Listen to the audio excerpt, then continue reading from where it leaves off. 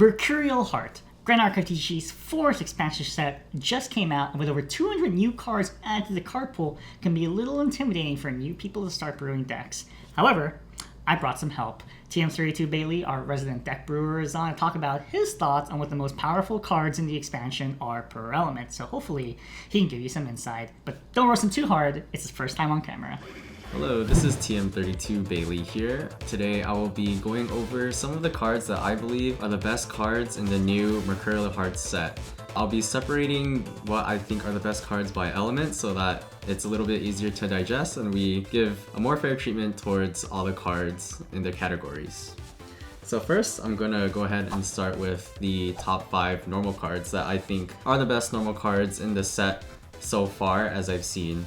For number 5 on our list, it's going to be Charged Mannequin, and it's a 2-cost 1/3 ally automaton.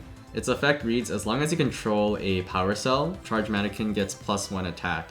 So this card is really good in this set as an ally aggro card because it's only 2 cost and it's very easy to turn on with any of your power cell generating cards, as well as Mercurial Heart being a power cell in itself. So Charged Mannequin in an automaton deck will basically always be a 2-cost 2/3, which is considered overstated when your baseline is considered a 3-cost 2/3.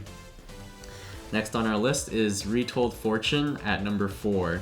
So the reason why I believe this card is good is because as a 2-cost fast speed mage skill, it lets you discard up to 1 spell card, and if you do, draw a card. Not only that, it's class bonus level 2 plus floating memory. So what this does is it lets you cycle 1 additional card, but it also replaces itself. So if you're playing another card that has floating memory as a spell and you're discarding that, you're actually going +1 whenever you use Retold Fortune. So this is actually a really good card in any Merlin strategy since you'll have floating memory. You want to get to level 2, level 3 healthily, and it gives you another option to banish a card to get a level. It may also be good in something like Water Rye, as you have other important things that you'd like to materialize, like Scepter or a Tome of Knowledge, in addition to your Rye level ups. So that's what the floating memory is also good for, is to maintain that hand advantage as you are leveling up. Next on our list, we have Mechanical Hair, which is a 2-cost 0/1 Tamer Automaton Animal Rabbit. Its effect is class bonus on enter, put a buff counter on Mechanical Hair. And as long as Mechanical Hair has 2 or more buff counters on it, it has on attack, banish up to 2 target cards in a single graveyard. So it's basically going to be a Scavenging Raccoon when it has 2 or more buff counters on it on attack. So it's basically a 2-cost 2/3 Scavenging Raccoon when you play it at level 1 Sylvie. It's very good because it lets you banish fire cards if you're, for example, facing a fire deck that needs fire cards in the graveyard, or in general against decks that use floating memory, since you can get those floating memory out of the graveyard away from your opponent being able to use them. Next up is Overlord MK3, kind of a strange card to be bringing up so high because of its potentially high cost, but let's go over this card and why I think it's a very good top 2 of the top 5 normal cards.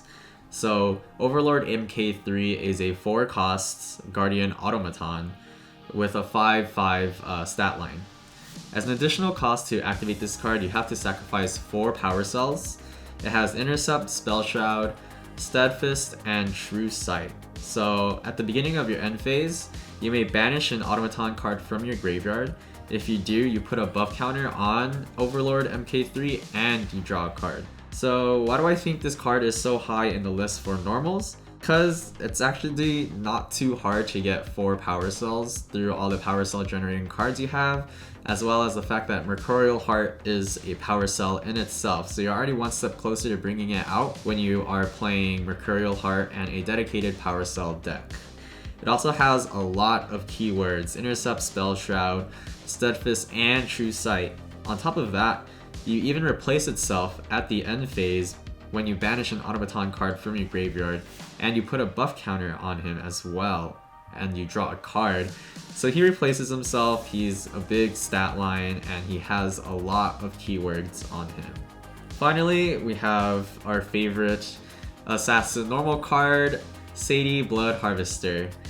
It is a 3-cost 2/2 assassin human whose effect is to pay 2 reserve cost, return Sadie to your hand, and if you do, put a preparation counter on your champion. As a class bonus, it has on kill, you gain agility 3 for this turn. So the reason why Sadie is so high on this list is because not only is it good for getting prep counters onto your champion, it replaces itself by putting it back into the hand. And if you're playing any assassin deck, then whenever you kill an ally, you return 3 cards at the end phase back to your hand. So you're essentially paying 2 to get a prep counter when you are playing an assassin deck. But even if you're not playing an assassin deck, it's not that bad to get a prep counter since you can use it for things like a Korhazi Trapper if you're on water, or Thieving Cut just to get a kill on an ally and draw a card. Sadie is very, very efficient in that sense that you get to put a prep counter on your champion and return it to the hand, so it always replaces itself. Alright, next up I'll be talking about the top 3 fire cards in the set in my opinion. Number 3, we have Captivating Cutthroat. It is a 2-cost assassin human with a stat line of 2/1. It has class bonus, Captivating Cutthroat gets +1 attack, and it has on attack deal 1 damage to your champion. So this card I think is good in particular because it is a low cost unit, it's only costs 2, it's fire, and has a pretty high stat line for that when you're trying to go aggro. So this card reads very fire aggro Xander to me. You do 3 damage with it, and it forces your opponent to deal with it. Especially as a 2-cost, you can have a bunch of other units that they also have to deal with. So it's very strong in that regard, and it's another banish for your Blazing Bowman, it's another banish for Rending Flames, another banish for the Verucan Soul Knife. And then next we have Vermilion Decree, which is a 3-cost fast cleric spell. It has Imbue 3, and choose one. If it was imbued, you choose 2 of these 3 effects instead. The first effect that you can choose is to deal 3 damage to up to 1 target champion. Most likely you're going to be doing it to your opponent. The other one is to deal 2 damage to up to 1 target ally, so if you need to kill something quickly, there's an option there. And each player draws a card. So I really like this card because you can play this during your recollect phase to do 3 damage to your opponent and draw a card when you're trying to go for the kill. So for example, if you see that they're kind of tapped out and you can go for a game with this card, it's a quick fire card into your graveyard, it's a quick 3 damage and a draw card, and you just recollect everything and draw for turn. So very easy, very fast 3 damage to your opponent without going down in influence. And then the final fire card in this set that I actually really like a lot is Reduced to Ash. So it's a 3-cost fast mage spell that reads destroy target item or weapon with a memory cost 0 or reserve cost 4 or less. So the reason why this card is so good is because it's basically a fast speed Spurn to Ash, barring the fact that it won't destroy something like a Scepter. But it helps you destroy Nullifying Lantern. Say if you go Spurn to Ash on a Nullifying Lantern and they try to use Fracturize on it, you just go, oh, Reduce to Ash on the Nullifying Lantern. Now that Nullifying Lantern is gone and you're free to play as you wish. Besides that, it can also destroy weapons, and it gives you an option to destroy Tony weapons as well. So if you are afraid of those big swings coming in from Tony, it can go ahead and just pop the one sword that they made, unless they have something to save it. But that puts them on Better Habit, which is a very good option to have when you are playing this card, Reduced to Ash. Plus, it's also getting a very nice alternate art in the next season, so make sure you guys are watching out for that. Next up, I'll be talking about my personal element, my favorite one, the element of change, adaptation, and anything else Avatar likes to call it. So, for number 5 on our list, we have Frost Shard. It is a 2-cost mage spell that is slow. Class bonus, as long as your champion has leveled up this turn, you may activate this card from your graveyard. If you do, banish it as it resolves. So the main effect is to deal 2 damage to a target unit, and if that unit is rested, you will instead do 3 damage to it. Yes, you heard that right. It says unit, not ally. So this card is good even if you're playing against a non-ally deck because you can just ping 2 or 3 at the champion instead. And yes, you heard that right. You can play it from your graveyard if your champion has leveled up this turn. So you get 2 uses out of this card. That's why I like it so much. It's so much value in one card. If you're against allies, it's very flexible. You can kill an ally, or if there are no allies on the field that you need to worry about, you just ping 2 or 3 at your opponent instead. And it even has uses when it gets milled off of one of my other favorite cards that I'll be talking about later on in this video. So for number 4, we have Naya, Diviner of Fortunes. It is a 3-cost 2/2 mage human unique ally. Its effect is class bonus on enter, reveal the top 3 cards from your deck and banish one of those cards and put the rest into your graveyard. If the banished card was a spell card, you may activate it as long as you control Naya. So this card basically reads 3 costs Tide Diviner if you're a mage. You get to banish the spell card and you get to just play it. You still have to pay the cost, but it's very good in that if you banish an arcane card, if you're playing Rai, you'll get that level, and you get to mill the cards to the graveyard, such as Floating Memory or Voltaic Sphere. If you are playing Merlin, it gives you more options to send Floating Memory for your Merlin banishes. It lets you bring out a bigger Arandite, it lets you go for Ascensions and Crux Sites, Incarnate Majesties, all that good stuff. So Naya is very good in that it's a cheaper Tide Diviner with a higher stat line, and it's very, very useful in that sense. And it's water. We have Lost in Thought coming in at number 3. This card I think is very, very, very good due to how versatile it is. So it's an X cost, fast speed mage skill. So what it means by X cost is you actually get to choose the cost of this card. It reads, you may banish up to X cards with Floating Memory from your graveyard. Draw a card for each card banished this way. A very important thing to note is that it says up to X cards, which means you can pay 3 just to put it into the graveyard, banish nothing, and you're set. You can use your Merlin to banish it to get your level counter and pay the 3 from your field or your memory and go to level 3 and get to level 5 that way. You can pay 0 just to put it in the graveyard to level to 1 because it is a Floating Memory card. So this card is extremely versatile, and that's why I believe it is deserved in the number 3 spot in water. So the top 2 cards in water are very, very, very close in my opinion. Number 2 I would say is Icebound Slam. So it is a 7 cost Guardian Sword with 3 damage. Its class bonus, this card costs 2 less to activate, but that's not what we're too worried about. What we really, really like on this card is it says on attack, put the top 5 cards of your deck into your graveyard. Then if there are 5 or more water element cards in your graveyard, this card gets 5 more damage. So this basically reads, pay 7, you lose your turn, that's okay, mill 5 cards. So if you play a lot of Floating Memory, you are going to get all of those Floating Memory into your graveyard, and they will all be able to be used for your level ups, for any materialization that you want. Merlin banishes, yeah, I'm talking about Merlin a lot, maybe I'll play that.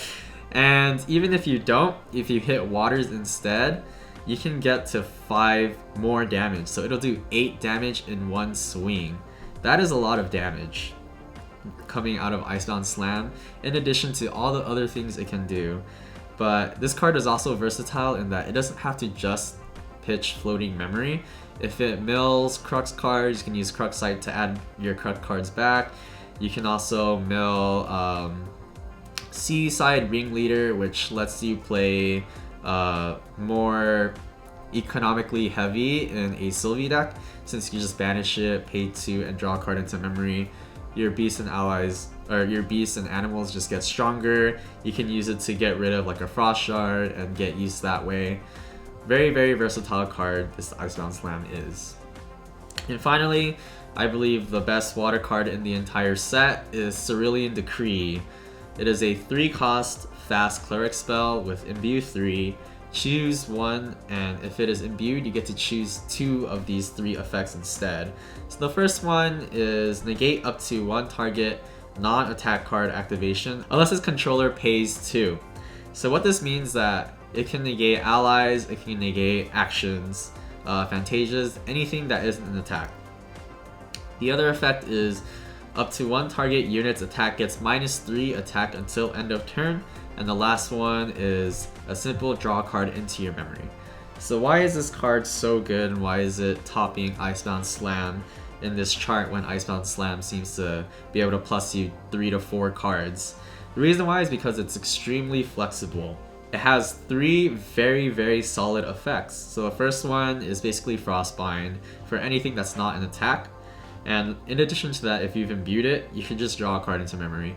If you are playing against an ally deck and they are trying to respect Frostbind, what you can do is you can make an ally lose 3 attack for the turn, draw a card into your memory, just to help lower the damage that they are putting out to you. So this card is extremely flexible, and that is why it is number 1 in the top 5 water cards in the entire set. And then finally, for my non-advanced element cards, we'll be topping it off with my top 5 wind cards. So coming in number 5 is Eternal Magistrate. It is a 2-cost Cleric Tamer Automaton with a stat line of 1/3. It reads, as long as Eternal Magistrate is imbued, cards can't leave your opponent's material decks unless it's their materialized phase. And its imbue condition is Imbue 2. So why is this card at number 5, and why is it good? The reason why it's good is because it can force your opponent to play differently just so they can play cards from the material deck. However, it's very situational in that when you are playing into allies, it's not very good since they have a lot of ways to clear it if they wanted to do something else, and they're not really bringing material deck cards out unless it's their materialized phase. But it's particularly good into decks that want to use Dungeon Guide, Beseech the Wind, and other ways to just get out material deck cards from the material deck without having to pay for them at the materialized phase. This would, in some cases, force like a Zephyr to get it off the field before they can play Dungeon Guide, which makes their banishes a lot less focused. This could also prompt having to play allies first to clear off the field just so they can Dungeon Guide. So it forces a lot of plays, but it's got just not that great in the ally matchup. Therefore, it's number 5. It'd be a very good side deck card. Coming in number 4, we have Cell Vanguard. So this card is just generically really good if you're playing Warriors and Automaton, which if you're playing Wind, most of the time you're going to be on Warrior if not Guardian. So it is a 2-cost Warrior Automaton with a stat line of 1/2. It has class bonus on enter, summon a Power Cell token rested, and class bonus floating memory. So why is this card good? It has a stat line of 1/2, it has floating memory if you're a warrior, and it helps fulfill the condition that we want for our Overlord MK3, our big machine that we like to play because it has so many stats on it. So let's say they leave Cell Vanguard alive, it swings for 1 because they want to deny you the floating memory. You have a Power Cell token that you can also use next turn if you just want to aggro them down to make Cell Vanguard 4/2 for the turn. And that's what makes it very good as a wind ally card. Next we have Orchestrated Seizure. This is a 3-cost cleric skill, fast speed. Activate this card only during an opponent's end phase. During your next materialized phase, you may banish cards with floating memory from your opponent's graveyard to pay for memory costs. So this card is good against any deck that's going to be playing floating memory because instead of using any cards you put down, you can make them go -1 by using Orchestrated Seizure and playing for like your level 1 in that way, or even a level 2 or 3. And this card is really good against a card that I mentioned previously, Icebound Slam, because if they have 3 floating in their graveyard, guess what? You can use Orchestrated Seizure to level to 3, or what I heard from Charlotte, something you can do is instead you can play this and banish their 3 and play a Sealed Blade, which I thought is actually pretty smart, and it's probably something I will consider if I ever play Wind, because I'm a water player. Hint hint, wink wink maybe. Tristan. Next we have, in number 2, Andronica, Eternal Herald. This is a 3-cost warrior automaton with 1/1, imbue 3. As long as Andronica is imbued, she gets +1 attack and +1 health, and she also has Vigor, so she has that restand that Wind Rider Vanguard has. What makes her so good though, besides her imbue effect, is her class bonus. So her class bonus says on enter, put a buff counter on up to 2 automaton allies you control. Yes, she did not say other automaton allies, she says 2 automaton allies you control. So she can put 1 buff counter on herself, and if you have any other automatons on the field, they are also getting a buff counter. So what she reads is essentially 3 cost, herself 3/3, plus 1/1 to another automaton ally. So her total value could be a 3 cost 4/4 if you want to look at it that way. So she is very strong in that regard in an ally automaton deck, and you can see yourself pushing a lot of damage with her very fast, especially when you have a Shimmer Cloak Assassin on the board as well. And to top things off for wins, we have Cleansing Reunion. So I believe this card is actually insane. It is a 2-cost cleric skill fast speed, imbue 2. The target player banishes 3 cards from their graveyard, and if it's imbued, that player instead banishes 6 cards from their graveyard. So this card is really good, not just for getting rid of the floating memory that your opponent may have, but if you're against something like Erupting Allies, or you're against something like Fire Agrozander that plays Rending Flames or Verucan Soul Knife, you can quickly get rid of all of their fire cards from the graveyard, which is actually very, very strong because you get rid of the Blazing Throws, get rid of Rending Flames, you get rid of Erupting Rhapsody, Fire Momentum gets a lot weaker, so it turns those matchups into easier matchups. Not just that, as I previously said before, you could get rid of Floating Memory to make it harder for your opponent to level up. So it's a very fantastic card for Wind overall.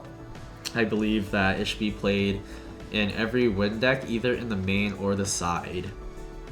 So that is it for our non-advanced element cards. We will now be moving on to our advanced element cards.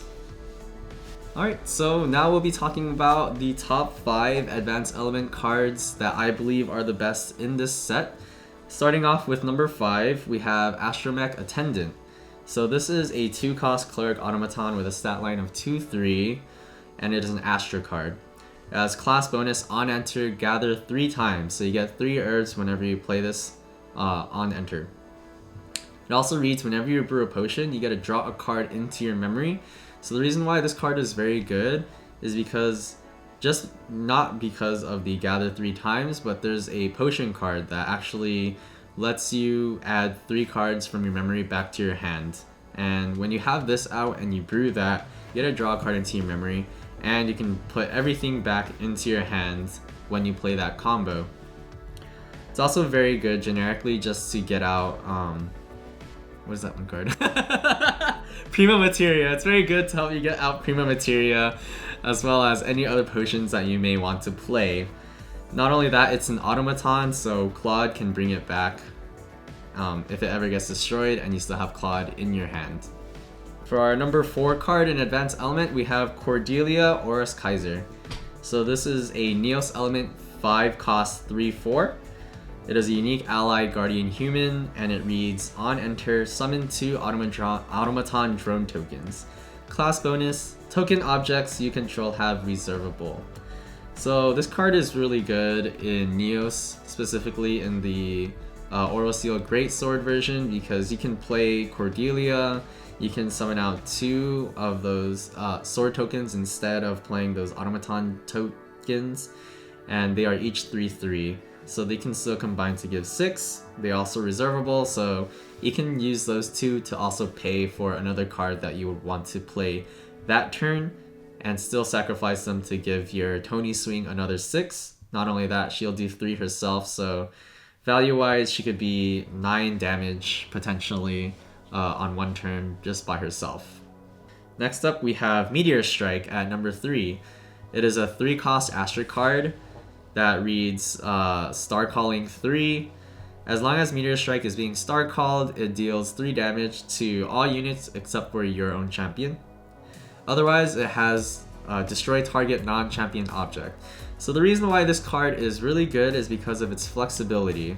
Astra was missing a way to deal damage besides its Cosmic Bolts, its Comet Falls. It needed another way to do damage because after those are all used up, if your opponent managed to just block all that damage or survive, out heal it, whatever, there was no way you could crawl back into the game and kill your opponent.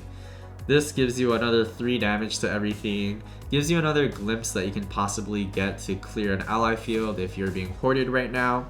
And when it's in your hand, it does something very, very important for the Crux matchup that it was also missing a lot last season. Its effect is to destroy a target non-champion object. So what that means is you can use it, hard play it, destroy the spirit that's on the field, and now you can just go ahead and hard cast your Cosmic Bolt to kill the Merlin. So that's a very good thing you can do now with Meteor Strike, and I'm actually glad they released another damage spell that has Star Calling that way, that also has the ability to be an Excalibur for very problematic cards that are on the field.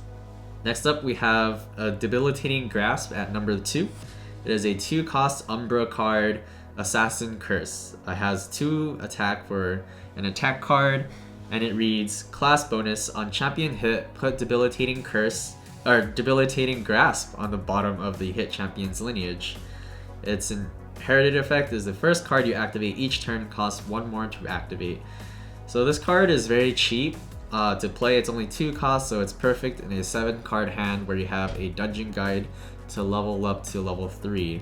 So you can level up to level 3 and immediately play the Debilitating Grasp to make your opponent have to pay another card, or have to pay another card just to play their first card on their next turn. The very important part of this card is that it's also a curse. It pairs really well with a card called Revenant Scourge. The reason why it pairs well is because when you are hitting a champion that has a curse on it, you get to draw a card and wake up your champion, and then guess what? You can use another attack. Finally, we have our last card in Advanced Element that I believe is the best in the set. Its name is Penumbral Waltz. It is a 0-cost Umbra card, fast speed, assassin skilled reaction. So it reads, as an additional cost to activate this card, remove X preparation counters from your champion, prevent the next X plus 3 damage that would be dealt to your champion this turn, and if X is 3 or greater, you get to summon 2 Ominous Shadow tokens. So the reason why I think this card is so good and deserves to be on the top of the Advanced Element main deck cards is because 1, it's 0 cost, 2, if you're playing Tristan, you're going to be getting a lot of prep counters on the way to your level 3. And it is a 0-cost damage reduction, and it can prevent a lot of damage. And not only that, when you are prepping it for more than 3, you get to summon 2 Ominous Shadow tokens. So you get another 2 damage on the field that are hard to clear.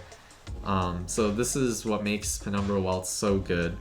So that is going to wrap up the main deck cards for the set that I think are the best. We'll be moving on to the top 7 material deck cards that I have in mind now. So for the top 7 material deck cards, I'll be starting off, of course, with number 7 as Clockwork Music Box. It is a 0-cost regalia that enters hindered. It is for Tamers, and its class bonus, whenever you activate a Harmony or Melody card from your hand, you may banish it as it resolves. You can rest it to activate a card banished by Clockwork Music Box. You still pay its cost. So the reason why I think this card is so good is because it pairs really well with another card. It's a 1-cost Tamer card that draws a card into your memory, and it gets banished. So you can also play it on your opponent's turn again to get another card into your memory. This combo I first saw when Jeff was playing against one of our friends. He did this combo and I was like, ooh, it looks like a +1 to me. And not only that, that card itself makes any harmony or melody card you play for the next, or any harmony card you play in the turn after, it costs 1 less. So this is very good also in the long run, because if you're playing other harmony or melody cards, you can keep playing them over and over again because Clockwork Music Box does not banish itself. So this card is unlimited value as long as it's on the field, and that's what makes this card so good, and that's why it is in the top 7 of material cards. Next we have Framework Sidearm at number 6. This card, I believe, is good for Ranger because of what it does. It's a 0 cost 1/1 Ranger gun. As class bonus, you may pay 3 to activate this card from your material deck. So the reason why I think this card is good is because when you are out of guns or your opponent just, destroyed all of them, fracturized everything, whatever, you're not out of the game yet. You can still bring out a bullet and then pay 3 to bring out your Framework Sidearm. So if you need just that little more oomph, that last curse to hit them, or the last 3 damage, you just pay your 3, you load it, and you shoot them. Next we have Mercurial Heart at number 5. So this is the divine relic of this set, and it reads, on enter, put a buff counter on the target automaton ally you control. So as I mentioned earlier in this video, it is a power cell, and that is actually what makes this card really good. At first glance, it might not seem that great because all it's doing is putting a buff counter on a target automaton ally that you have. So if it's only a 1/1, why wouldn't I just play Grand Crusader's Ring instead? But once you realize it's a power cell that keeps your charged mannequin a 2/3, it makes it easier to get to your Overlord MK3. That's a funny name. You realize how good Mercurial Heart actually is. And then for number 4, we have Shadow's Claw. This is an Umbra 0 cost card.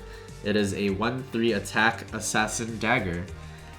This card is very easy to bring out because if you're playing the game, you're going to have 4 or more preparation counters just to bring this card out. So it reads, as long as you have 4 or more preparation counters on your champion, you may activate this card from your material deck. Class bonus, Fantasia allies you control can attack with this card, and when they do, you put a durability counter on it. So the more shadows you have out, the more you can use Shadow's Claw to do 2 damage with each of those Fantasia allies. You could do more if you increase their attack with like Inspiring Call. So there's a lot of things you can do with Shadow's Claw, and it's very easy to bring out, and that is why it's part of the top 7 material deck cards. For number 3, we have Fragmented Spirit of Fire. So specifically, this is good in Fire because it's an on-enter Glimpse 6 that draws 6 cards, that also summons a Spirit Shard token, which will let you draw a card once you hit level 3. So the reason why this card is good specifically in Fire is because Fire has no problem getting their card value back with Creative Shocks, and they're really digging for those cards like Creative Shock. They're really digging for their fogs like Peaceful Reunion if you're on Rye, or Fire Luxem Xander, without having to play another Serene Spirit that makes you not get that card back that you lost in the beginning. So this card is really good in keeping tempo throughout the game, finding cards that you want early, and overall it's just a fantastic card over the other 2 Fragmented Spirits, which may need help with their card advantage early, and that is why Fragmented Spirit of Fire is the specific one we see here. Number 2 is Tristan Shadow Reaver. So this is one of the 2 level 3s that Tristan has. It is Umbra and it is Tristan lineage. So it reads, Tristan can level up into champions of the same base level, and when she does, draw 2 cards. So going into her, you're only going to lose 1 card. Very important. She also has the effect on, or when you're leveling into the other Tristan level 3, you're going to only lose 1 card. So her other effect is, on enter, banish the top 4 cards of target opponent's deck face down, and you're allowed to activate these cards as if they are your own. You're allowed to look at them, and this ignores their elemental restrictions as well. So something to note with this card that is really big for why I think Tristan is going to be a meta contender is that you can de-level yourself. You'll still have access to those 4 cards. You can level up to the other Tristan level 3. You'll still have access to those 4 cards. So no matter what stage of the game you are at, as long as you've banished those 4 cards, you can play them. So yeah, you basically drew 4 cards off of leveling up to this champion, and then if you level up to the other 3, you're gonna draw another 2. Very, very strong card, and also can disrupt your opponent if you manage to banish key cards like Arcane Spell Shield, like Lightweaver's Assaults, all of those good stuff. Finally, we have Backup Charger at number 1. So I think this card is going to be considered a no-brainer for why I think this is the best card in this set. It is 0 cost, Cleric Accessory Regalia item. Its effect is to pay 3 reserve costs, banish Backup Charger, summon a Power Cell token rested, and draw a card into your memory. So why do I think this card is so good? Well, it basically says what Grand Crusader's Ring says. It says draw a card, but it's not even a Divine Relic. So it draws a card, and if you're playing Water, this is going to give you a Fracturized target on the Power Cell token that comes in rested. So if you're playing Water, you're always going to be holding 3 cards in your hand anyway, and when you banish the Backup Charger, you'll get to draw an additional card into your memory, and you can Fracturize that Power Cell token, and all of a sudden you went +2 off of a Backup Charger and a Fracturize. So this card is extremely good overall. Any deck can use it. Every deck is probably going to use it somewhere. So just a fantastic card overall. That's it for my top cards of the set. There are a lot of cards that I think are extremely good in this set, and I actually do also have honorable mentions, which I believe are cards that have a lot of potential in this set. Even future sets down the line, they'll also have potential. But for now, I think that they need a little bit more experimentation. However, they should not be counted out in deck building, and people should keep trying to make them work. So they are going to be Emerald Pistol, Crystalline Longsword, Freezing Steel, Prima Materia, Geldis Terror of Doromesia, Hub of Innovation, Lunar Conduit, Mercenary's Blade, Vaporjet Shield, Ravishing Finale, and Seaside Ringleader. So those are all the cards that I would like to talk about in this video. Thank you for watching. TM32 Bailey signing out.